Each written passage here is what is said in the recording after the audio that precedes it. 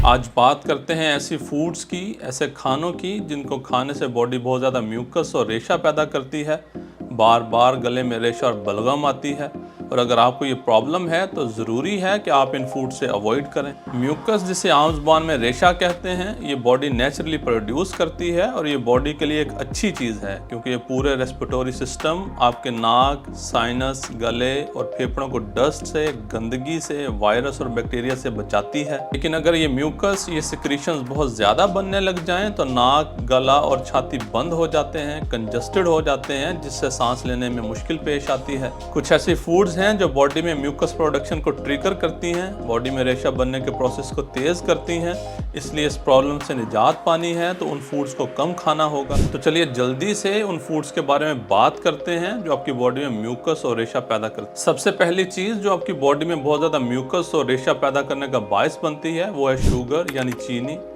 चीनी pro inflammatory है यानी सोजिश पैदा करती है, और जब बॉडी को कोई चीज़ इरिटेट करती है, सोजिश पैदा करती है, तो म्यूकस प्रोडक्शन बहुत ज़्यादा बढ़ जाती है। थोड़ी क्वांटिटी में चीनी का इस्तेमाल ठीक है, लेकिन अगर बहुत ज़्यादा शुगर खाएंगे तो इससे म्यूकस प्रोडक्शन बढ़ जाती है, बार बार रेशा गले में आता है। इसलिए ज़्यादा मीठी चीज़ें खाने से परहेज़ करें, चाय और कॉफ़ी वगैरह में एक्स्ट्रा शुगर ना ऐड करें। दूध और डेयरी प्रोडक्ट्स जैसा कि दही, चीज़, आइसक्रीम और बटर, ये सब रेस्पिरेटरी सिस्टम को इरिटेट करते हैं, जिससे म्यूकस प्रोडक्शन बहुत ज़्यादा बढ़ जाती है। इन डेयरी फूड्स में एक प्रोटीन होता है जिसे केसिन कहते हैं, जो म्यूकस और रेशे की प्रोडक्शन को बढ़ाता है, साइनस इन्फेक्शंस को बढ़ाता है और डाइजेशन इश्यूज पैदा करता है, जिससे नेजल कंजेशन होती है, नाक बंद हो जाती है। इसके अलावा मिल्क प्रोडक्ट्स में लैक्टोज होता है जो म्यूकस सेक्रेशंस को बढ़ाता है और म्यूकस को गाढ़ा कर देता है, जिससे नोज स्टफ हो जाती है और गले में बार बार रेशा आता है। इसलिए अगर आपको बलगम और रेशे की शिकायत है, बार बार गले में रेशा आता है, तो डेयरी प्रोडक्ट्स भी लिमिटेड क्वांटिटी में खाएं। अगर आपकी बॉडी में म्यूकस प्रोडक्शन बहुत ज़्यादा है, बार बार गले में रेशा आता है, तो एक फ्रूट जिसको खाने से आपको अवॉइड करना चाहिए वो है केला, क्योंकि केला कंजेशन प्रॉब्लम्स को ट्रिगर करता है। केला आपकी बॉडी में हिस्टामीन रिलीज करने का बायस बनता है। हिस्टामीन एक कंपाउंड है जो बॉडी किसी भी एलर्जिक रिएक्शन से फाइट करने के लिए रिलीज करती है।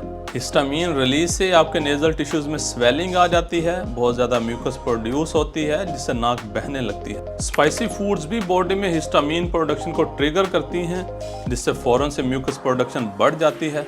लेकिन अगर आप अक्सर स्टफ्ड नोज का शिकार रहते हैं, गले में बार बार रेशा आता है, तो इसका मतलब है कि आपकी बॉडी ज़्यादा सेंसिटिव है। इसलिए ज़्यादा रेशे और म्यूकस से बचने के लिए स्पाइसी फूड्स को खाना कम करें। बॉडी में ज़्यादा रेशे और म्यूकस बनने की एक और वजह टमाटर भी हो सकता है।